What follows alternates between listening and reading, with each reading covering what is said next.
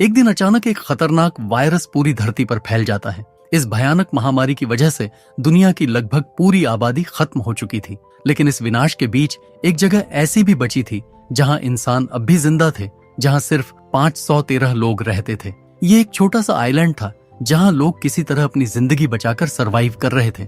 इस आइलैंड पर रहने के लिए कुछ अजीब और खतरनाक रूल्स बनाए गए थे। इन रूल्स का पालन करना वहां के लोगों के लिए आसान नहीं था, लेकिन अपनी जिंदगी बचाने के लिए उन्हें इन्हें मानना ही पड़ता था। लेकिन एक दिन कुछ लोग करीब 20 साल तक इस आइलैंड पर रहने के बाद फिर से आजादी से जीने के लिए बाहर की दुनिया में लौटने का फैसला करते हैं। लेकिन जब वे इतने साल बाद बाहर की दुनिया देखते हैं तो जो नजारा उनके सामने आता है उस पर यकीन करना भी मुश्किल हो जाता है। अब ये खतरनाक रूल्स क्या थे और आखिर बाहर की दुनिया में ऐसा क्या बदल चुका था, हमें आगे कहानी में पता चलने वाला है। कहानी की शुरुआत भविष्य की दुनिया से होती है, जब धरती पर एक बेहद खतरनाक वायरस फैल चुका था।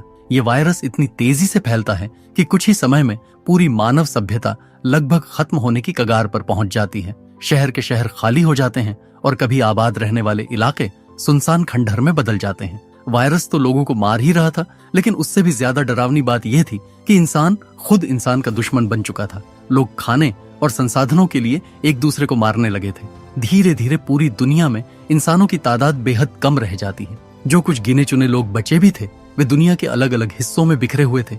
इन्हीं में से एक सुरक्षित जगह थी समुद्र के बीच स्थित हेल्गोलैंड नाम का आइलैंड। यह आइलैंड जर्मनी के पास स्थित था और बाकी दुनिया से काफी दूर था। शायद इसी वजह से यह खतरनाक वायरस अब तक यहाँ नहीं पहुंच पाया था। यहीं पर बचे हुए लोगों ने मिलकर अपनी एक नई दुनिया बसाई थी। इस आइलैंड पर कुल 513 लोग रहते थे और सब मिलकर पीसफुली जिंदगी गुजारने की कोशिश कर रहे थे। लेकिन यहाँ व्यवस्था बनाए रखने के लिए कुछ बेहद अजीब नियम बनाए गए थे। इनमें सबसे चौंकाने वाला नियम यह था कि अगर इस आइलैंड पर किसी नए बच्चे का जन्म होता है तो उसी समय वहां रहने वाले 513 लोगों में से किसी एक को अपनी जान देनी होगी। यह नियम इसलिए बनाया गया था ताकि आइलैंड की आबादी कभी भी 513 से ज्यादा न हो सके। इसी बीच हम अमिली नाम की एक महिला को देखते हैं जो एक बच्चे को जन्म देने वाली होती है। वहां लॉरा नाम की एक रिपोर्टर भी मौजूद थी जो पूरे घटना को अपने कैमरा में रिकॉर्ड कर रही थी। थोड़ी ही देर में आइलैंड पर एक नए बच्चे का जन्म होता है। माँ और बच्चा दोनों पूरी तरह सुरक्षित थे। वह बच्चा एक लड़की थी। परिवार के लोग, खासकर उसके दादा, उसे ढेर सारा प्यार और आशीर्वाद देते हैं। लेकिन आइलैंड का नियम तो नियम था। एक बच्चे के जन्म का मतलब था कि किसी एक व्यक्ति को अपनी जान देनी पड़ेगी, क्योंकि ये बच्ची उसी परिवार में पैदा हुई थी। इसलिए उसके दादा खुद ही अपनी जान देने के लिए तैयार हो जाते हैं। इसलिए वे अपनी मर्जी से आइलैंड के कुछ लोगों के साथ एक ऊंची पहाड़ी के किनारे पहुंचते हैं। उनकी उम्र भी काफी हो चुकी थी और उन्हें लगता था कि उन्होंने काफी लंबा जीवन जिया है। इसलिए वे सीधे ऊंची पहाड़ी से कूदकर आत्महत्या कर लेते हैं। अब सीन हॉस्पिटल की ओर शिफ्ट होता है। अचानक एमिली को फिर से तेज दर्द महसूस होने लगता है। जब डॉक्टर उसकी जांच करता है तो पता चलता है कि उसके पेट में ट्विन बेबीज थे। थोड़ी ही देर में दूसरा बच्चा भी जन्म ले लेता है। किसी ने भी यह उम्मीद नहीं की थी कि ऐसा होगा। अब समस्या ये थी कि आइलैंड के नियम के अनुसार 513 लोगों की तादाद तय थी, लेकिन अब अचानक 2 बच्चे पैदा हो गए थे। इस मुश्किल सिचुएशन को सुलझाने के लिए हेल्गोलैंड की तरफ से एक काउंसिल मीटिंग बुलाई जाती है। इस मीटिंग में दूसरे बच्चे के भविष्य को लेकर चर्चा होती है। यहाँ की लीडर बिएट्रिस थी जो पूरी मीटिंग को लीड कर रही थी। कुछ लोगों का कहना था कि क्योंकि ट्विन बेबीज पैदा हुए हैं इसलिए दोनों बच्चों को जिंदा रहने देना चाहिए। उनका कहना था कि एक बच्चे के लिए तो उसके दादा पहले ही अपनी जान दे चुके हैं, इसलिए अब किसी और को मारना सही नहीं होगा। इस तरह आइलैंड की पॉपुलेशन 513 से बढ़कर 514 हो सकती है। लेकिन दूसरी तरफ कुछ लोग इस फैसले का विरोध करते हैं। उनका कहना था कि यह नियम कई सालों से चल रहा है और अगर अब इसमें बदलाव किया गया तो आगे चलकर लोग इसी तरह बार बार नियम तोड़ने की कोशिश करेंगे। इससे आइलैंड और पॉपुलेशन दोनों को कंट्रोल करना मुश्किल हो जाएगा। इन 2 अलग अलग विचारों से काउंसिल के लोग काफी मुश्किल में पड़ जाते हैं। आखिर में तय होता है कि इस मामले में पब्लिक वोटिंग कराई जाएगी। आइलैंड के ज्यादातर लोग जिस फैसले के पक्ष में वोट देंगे वही फाइनल डिसीजन माना जाएगा। अब यह आइलैंड के लोगों पर निर्भर था कि कौन जिंदा रहेगा और किसे अपनी जान गंवानी पड़ेगी। हेल्गोलैंड आइलैंड का अपना एक टीवी चैनल भी था जहां हर दिन खबरें प्रसारित की जाती थीं। उसी दिन वहां अमीली के ट्विन बेबीज के जन्म की खबर दिखाई जा रही थी। साथ ही लोगों को लीडर बोर्ड की याद दिलाने के लिए स्क्रीन पर एक चार्ट भी दिखाया जा रहा था। यह खबर हेल्गोलैंड के लगभग सभी लोग देख रहे थे। उन्हीं में क्रिश्चियन नाम का एक आदमी भी था। जब वह लीडर बोर्ड देखता है तो उसे पता चलता है कि उसका नाम 511वें पोजीशन पर है। ये देखकर वह चौंक जाता है, क्योंकि 511वें पोजीशन पर होना मतलब खतरे के बहुत करीब होना था, क्योंकि सबसे नीचे रहने वाले लोगों में से ही किसी एक को मरने के लिए चुना जाता था। इस बात से क्रिश्चियन बहुत परेशान हो जाता है। क्रिश्चियन उसके दोस्त हेनरिक्स को कहता है कि अगर इस बार उसे मरने के लिए चुना गया तो वह अपनी जान नहीं देगा और भागने की कोशिश करेगा। लेकिन हेनरिक्स उसे याद दिलाता है कि पहले भी एक आदमी ने ऐसा करने की कोशिश की थी। उस समय लोगों ने उसे पिंजरे में बंद किया और पहाड़ से नीचे फेंक दिया था। हेनरिक्स कहता है कि उस तरह की मौत शायद और भी ज्यादा दर्दनाक होती है। इसके बाद सीन एलिस नाम की एक बुजुर्ग महिला पर शिफ्ट होता है। आइलैंड के लोग उसे लगभग बेकार मानते थे, इसी वजह से लीडर बोर्ड में उसका पोजीशन 512वां था। फिर हम एटीएन नाम के एक आदमी को देखते हैं, जिसका स्थान लीडर बोर्ड में सबसे आखिरी यानी 513वां था। उसे आइलैंड का क्रिमिनल माना जाता था। जब उसकी पत्नी लीसा को यह बात पता चलती है तो वह बहुत दुखी हो जाती है। दूसरी तरफ मार्क नाम का एक आदमी दिखाया जाता है, जो अपने बेटे लिनस के साथ एक लेबोरेटरी में काम कर रहा था। मार्क एक डॉक्टर था और वह अपने बेटे के साथ मिलकर उस खतरनाक वायरस की वैक्सीन बनाने की कोशिश कर रहा था, जिसने पूरी दुनिया को तबाह कर दिया था। लेकिन उनके पास जरूरी उपकरण और वायरस का कोई सैंपल नहीं था। इसलिए मार्क फैसला करता है कि वह अपनी रिसर्च फिलहाल बंद कर देगा, क्योंकि जरूरी चीजों के बिना आगे काम करना पॉसिबल नहीं था। इसके बाद कहानी में जूरिड नाम की एक लेडी सामने आती है। वह डॉक्टर मार्क के साथ मिलकर आइलैंड में लोगों को अलग अलग तरह की मेडिसिन पहुंचाने का काम करता था। इसी काम के सिलसिले में वे लोग एटीएन के घर पहुंचते हैं। जूरिड को देखते ही लीसा बहुत गुस्सा हो जाती है। वह अपने पति को लीडर बोर्ड में आखिरी पोजीशन पर पहुंचने के लिए जूरिड को ही ब्लेम देती है। लेकिन जूरिड उसे याद दिलाती है कि एटीएन को इसलिए पकड़ा गया था क्योंकि वह लीसा के लिए मेडिसिन चुराने की कोशिश कर रहा था। लीसा गुस्से में कहती है कि उसका पति ऐसा करने के लिए मजबूर था। उसने पहले डॉक्टर मार्क से मेडिसिन देने की विनती की थी, लेकिन मार्क ने मना कर दिया था, क्योंकि मार्क बिना अनुमति के किसी को दवा नहीं दे सकता था। इसी वजह से एटीएन को मेडिसिन चुरानी पड़ी और पकड़े जाने के बाद उसे लगभग 4 हफ्ते तक जेल में रहना पड़ा। इसके बाद उसकी रैंकिंग भी गिरकर सबसे नीचे पहुंच गई। बात चल ही रही थी कि तभी एक पड़ोसी वहां आ जाता है। वह लीसा के दादा की एक पुरानी घड़ी मांगता है। उसी दौरान वह डॉक्टर मार्क को यह भी बताता है कि लीसा और एटीएन ने फेक वोट्स खरीदने की कोशिश की थी। अगर यह बात सबके सामने आ गई तो उनकी मुश्किलें और भी बढ़ सकती थीं। लीसा यहाँ डॉक्टर मार्क से रिक्वेस्ट करती है कि वह उसके पति एटीएन की पोजीशन थोड़ी ऊपर करवा दे। मार्क और बिएट्रिस के बीच रिश्ते थोड़े अच्छे थे, इसलिए मार्क लीसा से प्रॉमिस करता है कि वह उसकी मदद करने की कोशिश करेगा।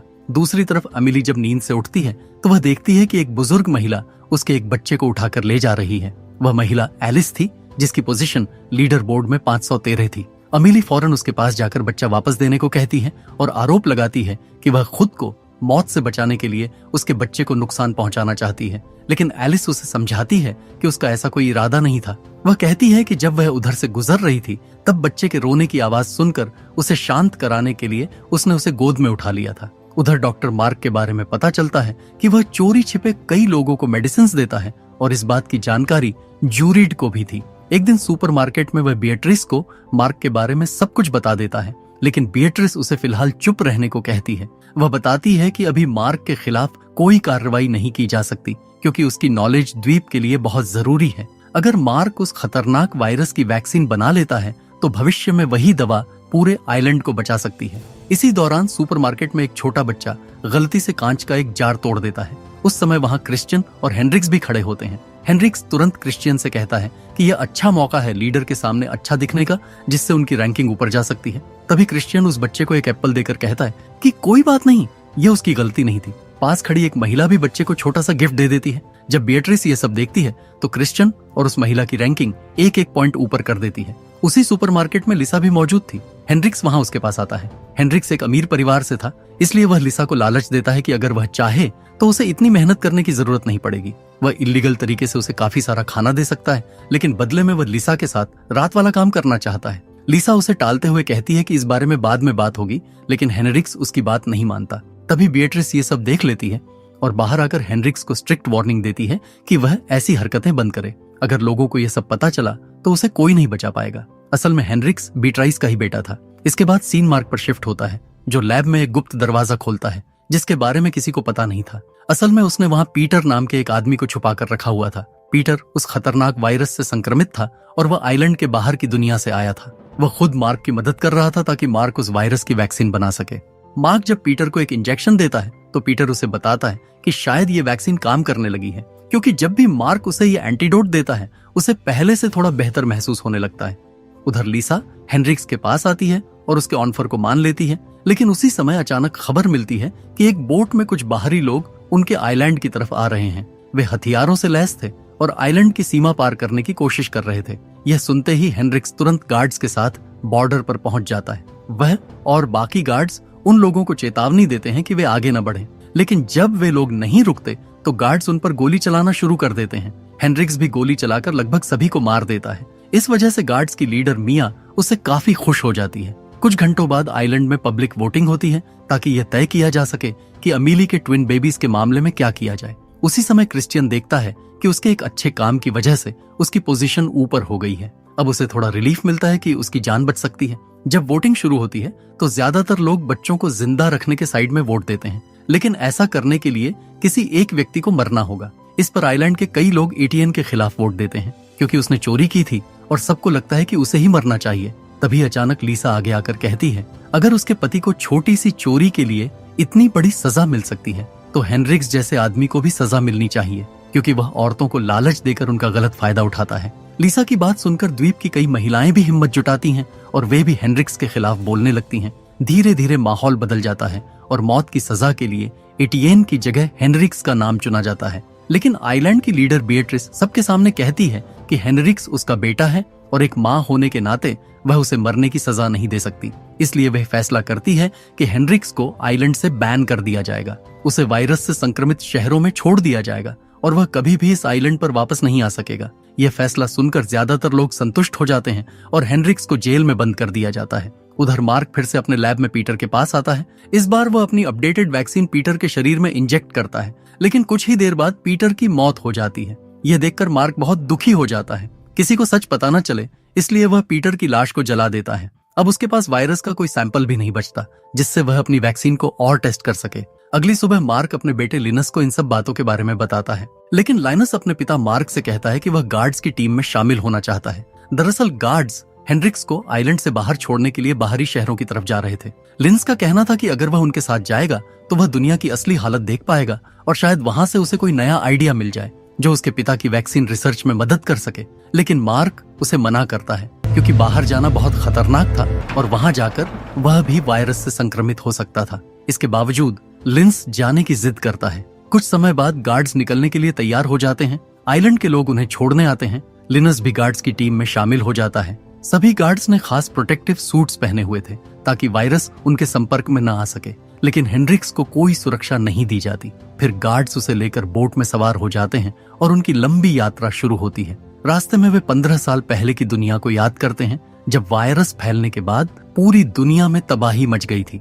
हर जगह लोगों की लाशें पड़ी थीं और हालात इतने बुरे थे कि उन्हें मजबूर होकर इस आइलैंड में आसरा लेना पड़ा था। इसलिए सबके मन में डर था कि इतने साल बाद बाहर की दुनिया कैसी होगी। लंबी यात्रा के बाद वे एक बंदरगाह पर पहुंचते हैं। वहां एक गार्ड हेनरिक्स को धक्का देकर बोट से नीचे गिरा देता है। हेनरिक्स उनसे दया की भीख मांगने लगता है, लेकिन हंस नाम का एक गार्ड उसे बुरी तरह पीटता है क्योंकि हेनरिक्स ने उसके परिवार के कुछ लोगों के साथ बहुत गलत काम किया था।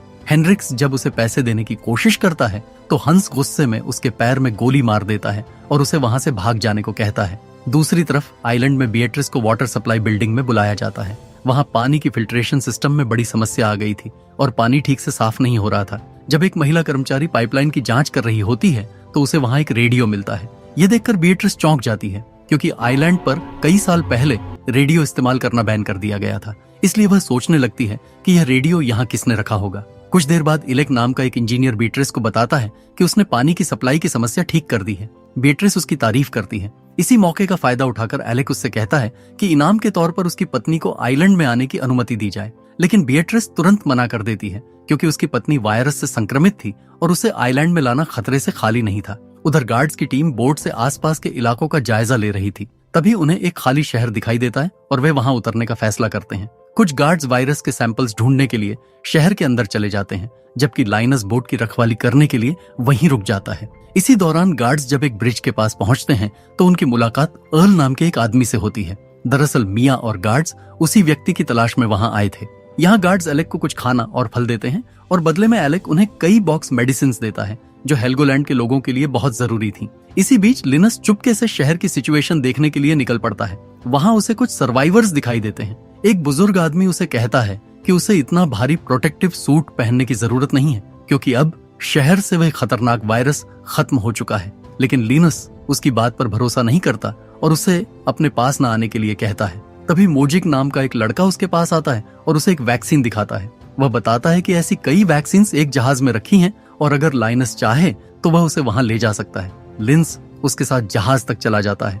वहां मॉजिक उससे कहता है कि अगर वह उसे और उसके दोस्तों को हेल्गोलैंड आइलैंड ले जाए तो वह सारी वैक्सीन उसे दे देगा। लेकिन लाइनस मना कर देता है क्योंकि उनके आइलैंड के नियम इसकी परमिशन नहीं देते। तभी अचानक मोजिक के कई लोग वहां आ जाते हैं। यह देखकर लिनस डर जाता है और जल्दी से वहां से भागने लगता है। लेकिन जब तक वह वापस बंदरगाह पहुंचता है, गार्ड्स काफी देर इंतजार करने के बाद बोट लेकर जा चुके होते हैं। लिनस दौड़कर वहां पहुंचता है, पर तब तक वह देखता है कि गार्ड्स उसे छोड़कर जा रहे होते हैं। अब जानना यह था कि क्या लाइनस वापस आइलैंड तक पहुंच पाएगा, क्या आइलैंड भी वायरस के चपेट में आ जाएगा, और आखिर वह रेडियो वहां किसने छुपाया था। जानने के लिए लाइक और सब्सक्राइब जरूर करें, और अगर नेक्स्ट पार्ट के लिए 50 लोग भी कमेंट करते हैं तो मैं पार्ट 2 जरूर लाऊंगा। अब मिलते हैं अगले पार्ट में।